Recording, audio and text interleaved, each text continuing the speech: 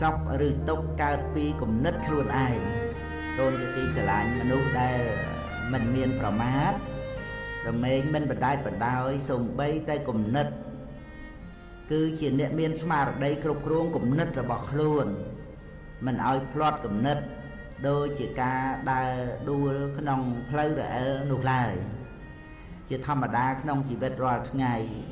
រមែងមានសុខមានទុក្ខក្នុងចិត្តទៅតាមគំនិតរបស់ខ្លួនព្រោះហេតុដូច្នេះហើយព្រះសម្មាសម្ពុទ្ធទ្រង់បង្រៀនឲ្យមនុស្សយើងស្វែងរកនៅសេចក្តីសុខតាមផ្លូវចិត្តដោយការប្រយ័ត្ននៅគំនិតខ្លួនឯងបើគ្រប់គ្រងគំនិតមិនបានទេគំនិតនឹងហើយដែលតែងតែបៀតបៀននៅចិត្តខ្លួនឯងនាំមកនៅសេចក្តីទុក្ខរឿយឲ្យដល់ចិត្តសន្តានរហូតដល់ហ៊ានប្រព្រឹត្តនៅអំពើខុសរខើគំនិតប្រៀបដូចជាភ្លើងអុស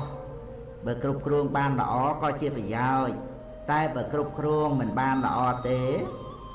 រមែងឆេះផ្ទះឆេះភូមិឆេះស្រុកដូច្នេះហើយទៅបុគ្គលដែលមិនមានប្រមាទរមែងប្រយ័ត្ននៅគំនិតនេះណាស់ឯផលកម្រៃដែលត្រូវបានគឺសេចក្តីសុខស្ងប់ច្រើនសូមកូនខំប្រឹងប្រែងរកនៅសេចក្តីសុខអំពីគំនិតរបស់ខ្លួនឯងកូនក៏បីកំណត់ដឹងថារឿងរ៉ាវទាំងឡាយដែលមកដល់ជីវិតនេះមិនមែននាំមកនៅសុខឬក៏ទុក្ខចូលដល់សន្តានចិត្តតែម្ដងនោះទេគឺវាអាស្រ័យនៅលើគំនិតឆ្លាតឬល្ងងរបស់ខ្លួនដែលជាអង្គប្រកបខាងក្នុងសម្រាប់ឲ្យសុខ